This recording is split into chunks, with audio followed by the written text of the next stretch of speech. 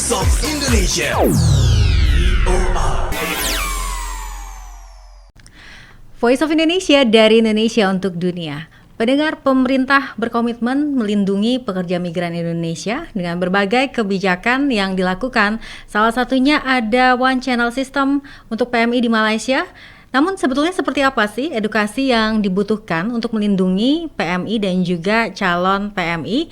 Kita akan diskusikan hal tersebut bersama dengan Bapak Saiful Masud, Ketua Aspataki. Aspataki ini adalah Asosiasi Perusahaan Penempatan Tenaga Kerja Indonesia. Sudah bersama kami. Apa kabar, Pak Saiful? Alhamdulillah baik, Mbak. Sehat-sehat ya? Sehat. Terima kasih sudah hadir di Voice of Indonesia. Dan kita mau membicarakan nih bahwa beberapa waktu lalu Presiden Joko Widodo melakukan pelepasan ya Pak terhadap 597 calon pekerja migran Indonesia ke Korea Selatan. Dan Presiden mengatakan kalau permintaan terhadap PMI Indonesia itu meningkat. Nah, kalau menurut Pak Saiful, apa sih yang membuat permintaan terhadap PMI kita itu meningkat, khususnya dari Korea Selatan, Taiwan, dan juga negara lainnya? Apa faktor-faktornya, Pak?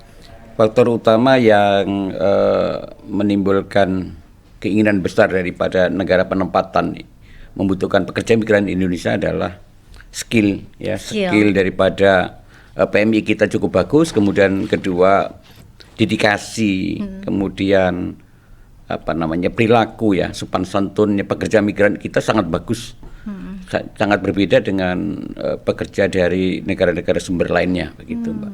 Oke. Jadi kalau ada yang bilang gitu ya, orang Indonesia gitu, orang Timur itu punya adat istiadat atau perilaku yang ramah, ternyata itu betul ya? Betul sekali, betul sekali. Dan itu terbukti. Punya daya tarik sendiri ini. Jadi semacam nilai jual tersendiri gitu. Tapi Betul. kalau untuk faktor-faktor lainnya Pak, apakah mungkin dari soft skill atau dari keahlian-keahlian lainnya, apakah cukup bisa diimbangi juga selain dari kepribadian? Benar. Perusahaan penempatan pekerja migran atau PT-KMI tentu akan memprioritaskan PMI yang kompeten, karena kalau mereka ini gagal di luar negeri, mereka pulang, kita yang nanggung risiko ruginya itu. Sehingga selain tabiat perilaku yang ketimuran, tentu potensi keterampilannya, kompetensinya akan kita utamakan. Apakah mereka ini merupakan lulusan sekolah keterampilan atau mendapatkan pendidikan atau pelatihan sebelum diberangkatkan? Itu rata-rata seperti apa, Pak? Kebetulan dalam Undang-Undang 18 tahun 2017 ijazah formal tidak dipersyaratkan, tapi kompetensi, sertifikat dari LPK tadi atau PLK-nya yang telah distandar oleh BNSP itu yang menjadi fokus daripada kami yang menempatkan pekerja migran. Jadi untuk yang belum tahu mungkin apakah calon PMI ini juga mendapatkan pendidikan tentang bahasa, budaya, kemudian peraturan-peraturan yang berlaku di negara penempatan, Pak? Benar. Jadi selain keterampilan yang kira-kira akan dia kerjakan di negara penempatan, tentu bahasa sehari-hari ya itu menjadi konsen para pekerja migran di BLK. Termasuk tentang hak dan kewajiban. Hak dan kewajiban pekerja migran yang diatur dalam pasal 6 Undang-Undang 18 tahun 2017. Mereka juga kita kasih pandangan, kita sosialisasi, dan ketika dilakukan OPP, orientasi pra penempatan oleh BP2MI tentang hak dan kewajiban, tentang perjanjian kerja, tentang lamanya bekerja, tentang gaji, tentang upah, tentang perlindungan di negara penempatan juga diverifikasi oleh BP2MI gitu. Jadi akan ada semacam pelatihannya tadi berapa lama Pak kalau untuk bahasanya, kemudian atau secara keseluruhan aja ada pelatihan durasinya? Rata-rata antara 2 sampai 3 bulan ya, Mbak. 2 sampai 3 bulan. Sambil menunggu visa katakanlah, atau sambil menunggu majikannya udah siap. Kadang-kadang 3 bisa sampai 5 bulan juga begitu. Jadi apakah ada semacam tes yang menentukan kalau ini cocok atau enggak gitu, ada semacam evaluasinya ya, seperti itu Pak? ada ujian BNSP, ujian UJK, ujian kompetensinya ada. oleh pemerintah. Oleh Kita pemerintah. ikuti aturan itu, Mbak. Oke, baik. Dan pendidikan pelatihan keterampilan ini kan biasanya dilaksanakan pemerintah atau perusahaan penempatan PMI-nya, Pak? Ketentuan pasal 39, 40 dan 41 seharusnya yang melaksanakan pelatihannya adalah pemerintah daerah. Namun hingga kini pemerintah daerah masih kesulitan anggaran, maka yang melakukan pelatihannya BLK swasta. BLK swasta. Tentu akhirnya dibiayai oleh PMI-nya begitu. Oke. Dan kalau melihat dari tahun lalu ya, ketika Presiden Jokowi juga mengaku senang karena saat ini semakin banyak permintaan PMI itu skemanya private to private ya, dan juga B2B gitu. Sudah tidak lagi antar pemerintah. Tapi apakah ini juga ada pengaruhnya pada perusahaan penempatan? Penempatan baik melalui G2G, kemudian pemagangan, ada juga yang melalui P3MI atau P2P, itu sebenarnya tidak saling mengganggu ya, atau tidak saling terganggu karena kedua-duanya punya peluang yang sama. Bahkan kalau di persentase penempatan P2P-nya jauh lebih besar dibanding dengan penempatan pemerintah begitu. Oke. Dan dalam proses bekerjanya, penempatan dan segala macam itu tidak akan ada perbedaan yang cukup signifikan. Tidak ada. Oke. Dan kalau kemudian Pak, di luar negeri ini seharusnya juga tentunya penempatannya paralel dengan perlindungan terhadap mereka. Kalau Bapak melihat sendiri sudah seperti apa perlindungan yang diberikan kepada PMI ini? Pelindungan kepada pekerja migran itu diatur sebenarnya dalam pasal 33. Jadi kita ini melindungi pekerja migran kita menggunakan undang-undang di negara penempatan atau kebiasaan-kebiasaan internasional yang ada di negara penempatan. Untuk pekerja yang melalui P3MI yang resmi ya istilahnya, mereka sangat terlindungi, majikan taat, baik gaji maupun keselamatan kesehatan sangat terjamin, Mbak. Jadi kita kalau proses resmi sama sekali tidak pernah khawatir bahwa ini akan terjadi kasus-kasus kekerasan kepada PMI, tidak pernah itu sudah. Oke. Yang ada di media itu kan yang korban-korban ilegal begitu. Ya. Oke. Nah, tapi selain terkait legalitas, Pak, concern dari Aspataki ini apa aja sih? Pengupahan, jam kerja, tindakan kekerasan, kemudian yang menjadi concern lainnya terkait dengan persoalan PMI ini. Untuk kasus-kasus yang Mbak sebutkan, menurut kami sudah tidak pernah ada. Jadi kita tidak perlu lagi concern pada besaran gaji karena gaji ini sudah diselesaikan oleh pemerintah, oleh Kemnaker pada saat MOU dengan negara penempatan. Kemudian jam kerja, terus fasilitas-fasilitas di negara penempatan mereka juga sudah sedemikian rupa mengatur bahwa gaji, contoh ini di Taiwan ya, gaji 20.000 NT ini kalau sampai ada majikan yang menggaji di bawah itu, ya mereka majikannya akan dikena sanksi oleh pemerintah di sana. Oke. Jadi sebetulnya justru lebih apa ya, untuk aturan-aturannya gitu dari segi keamanan dan aturan yang melindungi para pekerja ini lebih mumpuni yang ada. Betul. Malah justru ya. Jadi undang-undang perlindungan pekerja migran ini di negara-negara penempatan sebenarnya mereka sudah melindungi, sudah melindungi warganya dan pekerja asingnya di sana. Mungkin masih jauh berbeda dengan di dalam negeri yang undang-undang PRT-nya hingga hari ini belum selesai begitu ya. Oke. Tapi kalau misalkan kita melihat berbagai berita-berita yang ada di media, kemudian juga stigma terhadap perusahaan-perusahaan penempatan. Kalau menurut Bapak sendiri di sini permasalahannya di mana? Selain tadi karena adanya yang ilegal yang kemudian membuat yang legal ini menjadi apa ya, tergeneralisasi seperti itu. Jujur fungsi daripada perusahaan penempatan ini kurang ekspos terhadap persoalan yang pernah dilakukan. Katakanlah kelebihan-kelebihan kalau proses resmi, proses melalui perusahaan penempatan pekerja migran seperti apa perlindungannya, sukses-sukses para PMI yang ada di desa-desa khususnya di Jawa Timur, Jawa Tengah, Jawa Barat ini memang kurang terekspos, Mbak. Jadi Berbeda dengan kasus-kasus yang penganiayaan, yang ilegal sebenarnya hanya sedikit sekali, itu karena di blow up oleh media ya tentu. Namun Aspartaki sudah memiliki media sendiri juga, kita juga sering expose tentang keberhasilan para pekerja migran kita gitu. Oh, oke, gak beda jauh dengan Voice of Indonesia Pak. Kita sempat ngangkat ada pekerja migran perempuan yang jadi dosen, ya, yang kembali ke sini tuh ada banyak juga. Kemudian ada juga yang menggerakkan masyarakat petani gitu ya. Ternyata bahwa sebenarnya ada banyak hal-hal yang di luar apa yang diberitakan seperti itu ya Pak ya. Tapi mungkin yang menjadi persoalan adalah terkait yang ilegal ini. Nah, untuk upaya pemerintah dalam menghabisi atau mungkin mengurangi ya, menghabisi atau menertibkan ini seperti apa? Sebenarnya karena memang ilegal ini istilahnya ada yang manajemen ya mereka di luar kontrol pemerintah. Memang aturan Undang-Undang 18 tahun 2017 ini sebenarnya lebih banyak memberikan peluang kepada pelaku ilegal agar dia lebih mudah. Kenapa demikian? Ilegal cukup membawa bermodal paspor, kemudian paspor itu digunakan melalui imigrasi, udah keluar mereka. Kalau resmi kan sulit sekali sekarang. Ya kan?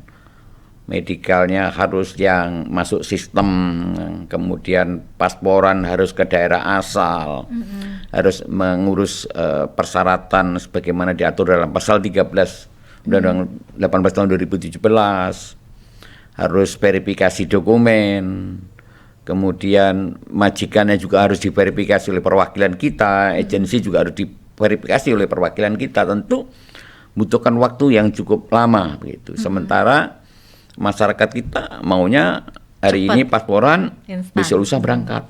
Gitu. Bedanya berapa lama Pak untuk yang legal sama ilegal? Ilegal 1 minggu bisa berangkat. 1 minggu. Ya, kalau resmi kan bisa 3 bulan, 4 bulan, bisa 5 bulan. Gitu. Tapi untuk negara sendiri ada yang paling challenging nggak sih Pak untuk penempatannya ketika yang paling banyak mungkin menuntut kompetensi yang lebih tinggi atau mengembalikan dari pekerja-pekerja yang dianggap tidak cukup kompeten? Sebenarnya pemerintah saat ini ya Kemnaker cukup bijak karena cukup banyak negara ya yang sudah dibuka ini. Jadi kalau mungkin masyarakat yang kurang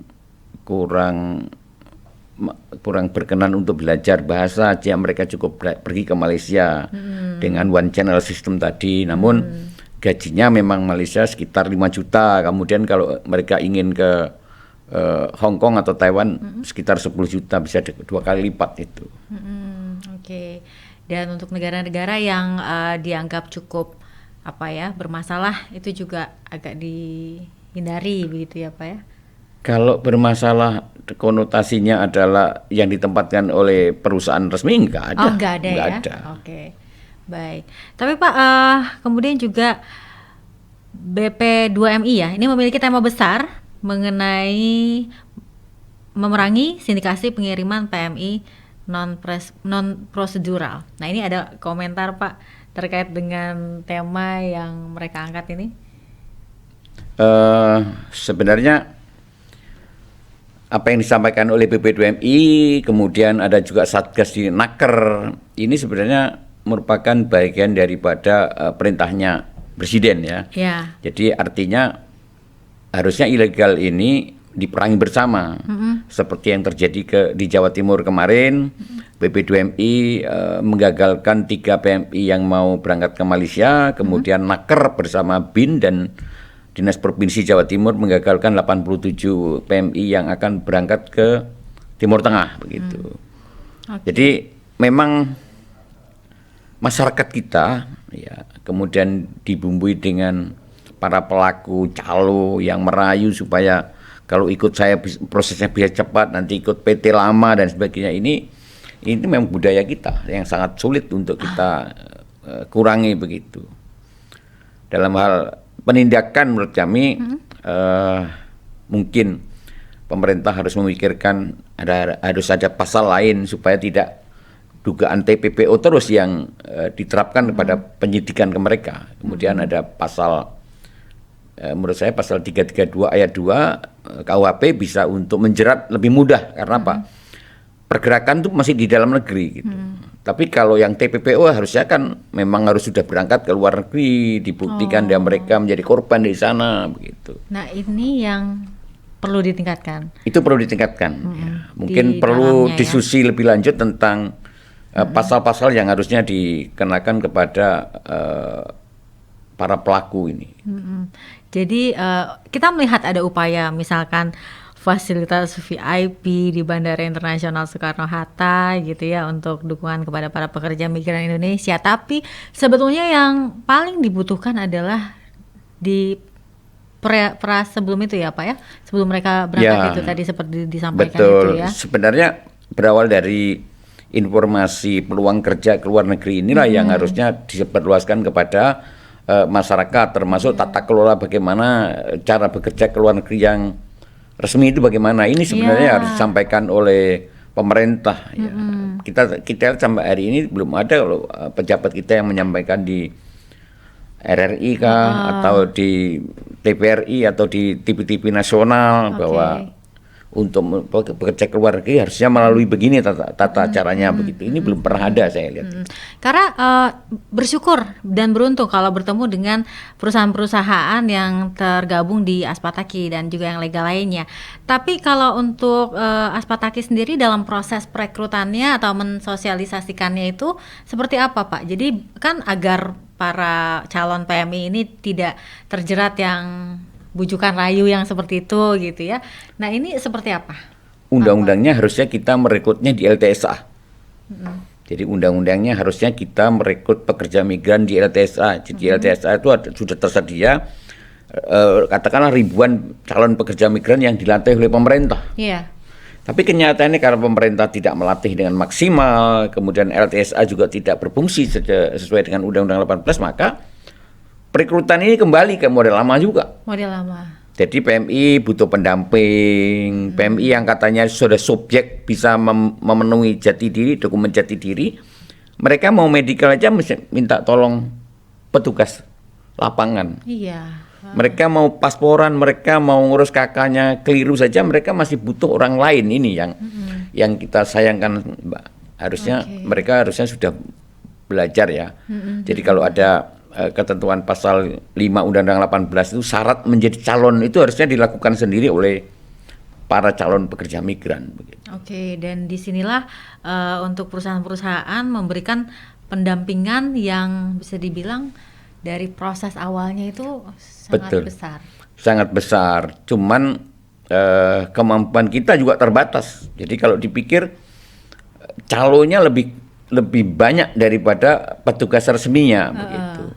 Kemudian kalau mungkin honor ya yang diberikan oleh perusahaan terkait dengan pendampingan dengan calo-calo yang merekrut diberikan kepada pelaku ilegal, dia dapat lebih besar. Karena apa? Kalau melalui P3MI, melalui perusahaan penempatan ini kan gajinya diatur, utangnya berapa, bebannya berapa diatur. Tapi kalau yang ilegal, mereka mau dipotong setahun dan nggak ada yang komplain. Mau kemana komplainnya? Iya. Oke. Nah, ini karena pendengar Voice of Indonesia ini juga banyak di perbatasan Indonesia. Jadi kalau misalkan punya keinginan untuk bisa bekerja di luar negeri, bagaimana nih Pak caranya membedakan perusahaan yang legal dan perusahaan yang tidak legal? Mungkin dari proses rekrutannya gitu, atau dari cara berbicaranya, atau biar tidak terjebak, itu seperti apa Pak Saiful? Di daerah perbatasan itu ada LTSA, ada Dinas Tenaga Kerja sebenarnya. Ya. Ada P4, seperti di Batam juga ada P4 miliknya BPDUMI. Lagi-lagi mereka juga terbatas. Sekarang kembali kepada bagaimana misalkan RRI ini menyampaikan informasi peluang kerja kepada masyarakat, tidak hanya masyarakat yang di kota-kota, tapi justru masyarakat yang di pinggir-pinggir ya Mbak, termasuk di perbatasan itu. Karena apa? Kalau kita lihat PMI yang sudah dideportasi dari Malaysia cukup banyak yang tinggal di perbatasan. Iya. Nah di sini mestinya Kemenaker harusnya memiliki semacam kebijakan khusus bahwa orang yang sudah ada di perbatasan itu jangan diwajibkan pulang ke daerah untuk mengurus dokumennya. Seharusnya disitulah disiapkan semacam dukcapil ya yang mungkin mengurus kependudukannya, kemudian imigrasinya, terus pengurusan yang lain, misalkan ada semacam pengurusan visa, mungkin P3MI tinggal membantu saja gitu. Artinya pemerintah harus benar-benar hadir di perbatasan itu. Oke, baik. Tapi karena mungkin ada berbagai tantangan-tantangan ya, atau keterbatasan. Mungkin untuk meminimalisir, intinya jangan mudah terjebak yang instan-instan tadi itu kali ya Pak ya. Iya. Yang cepat gitu. Biasanya ciri-cirinya gimana nih Pak kalau mereka-mereka itu? Calo pasti menyampaikan bahwa kamu ikut saya pasti cepat. Memang cepat benar. Memang cepat benar. Jadi mereka cukup paspor, kemudian dia belikan tiket atau dia nyelundup, udah bisa berangkat. Apalagi dengan visa on arrival. Sekarang orang ke Malaysia kan cukup beli tiket. Iya. Kemudian ditanya, iya. Mbak, Mas mau kemana ke Malaysia? Mau ketemu siapa di sana? Udah bisa masuk itu. Oke. Nah, yang kemarin yang one channel system yang disaksikan Pak Jokowi seharusnya dia mengurangi ilegal, tapi kenyataannya hingga hari ini orang ilegal ke Malaysia tetap berjalan gitu. Sehingga one channel ini menurut saya belum bisa menghentikan ilegal gitu. Iya. Karena memang tetap ya untuk pencegahannya adalah penertiban di dalam negeri itu sendiri. Di dalam negeri, iya. Imigrasi misalkan ya, misalkan imigrasi harus betul-betul melihat ini orang mau keluar negeri sebagai pengusaha, sebagai wisatawan atau dia mencari kerja kan harusnya ada profil harus kelihatan gitu. Oke. Panjang ya dan cukup kompleks sebetulnya ketika kita mau merunut dari awalnya itu. Walaupun masih banyak PR yang harus dilakukan, tapi kalau Pak Saiful sendiri melihat untuk perkembangannya dari tahun ke tahunnya, apakah kita melihat misalkan ada semacam perbaikan atau mungkin ada catatan-catatan baik mungkin dari Pak Saiful terhadap berbagai upaya yang telah dilakukan oleh pemerintah? Aspataki melihat bahwa telah terjadi perubahan yang cukup bagus, regulasi yang cukup bagus, kepatutan daripada anggota kami kepada aturan yang dibuat oleh Kemenaker maupun BP2MI semakin bagus dan jumlah negara penempatan juga semakin banyak. Kemudian hanya kendala-kendala mungkin ada beberapa perusahaan-perusahaan seperti di Taiwan yang mengurangi lembur umpamanya atau mengurangi jumlah yang masuk karena memang kondisi negara kondisi dunia ya lagi kurang bagus lah. Tapi secara mayoritas pekerja migran kita khususnya Aspataki cukup bagus, cukup banyak yang berangkat ke luar negeri. Cukup bagus dan cukup banyak. Cukup ya? bagus. Oke, baik. Ini gak kerasa sudah ngobrol dengan Bapak Saiful Mahsud. Ada berbagai hal yang sudah kita ketahui dan tentunya mungkin sebagai closing statement Pak Saiful ada harapan-harapan atau juga yang mau disampaikan kepada pendengar-pendengar kami? Ya, kami sangat berharap RRI ya, Voice of Indonesia ini lebih sering mempublikasikan tentang pekerja migran Indonesia, baik itu kasus maupun pencapaian baik Kemenaker, BP2MI termasuk juga Aspataki begitu, sehingga semakin terbuka minat warga negara Indonesia yang akan bekerja ke luar negeri, khususnya bisa melalui Aspataki begitu. Cukup gampang kok, kalau di Google aja klik Aspataki pasti tahu semua. Gitu. Karena untuk menyelesaikan berbagai persoalan-persoalan itu bukan tugasnya pemerintah aja, tapi memang ada untuk memajukan juga. Kita lihat ada berbagai kontribusi besar ya yang dilakukan juga oleh asosiasi perusahaan-perusahaan ini dalam perlindungan dan juga dalam mencetak dari para pahlawan devisa ini. Betul, Mbak. Baik, terima kasih Pak Saiful Mahsud sekali lagi. Terima kasih, sama-sama. Terima kasih. Okay. Voice of Indonesia. VOR.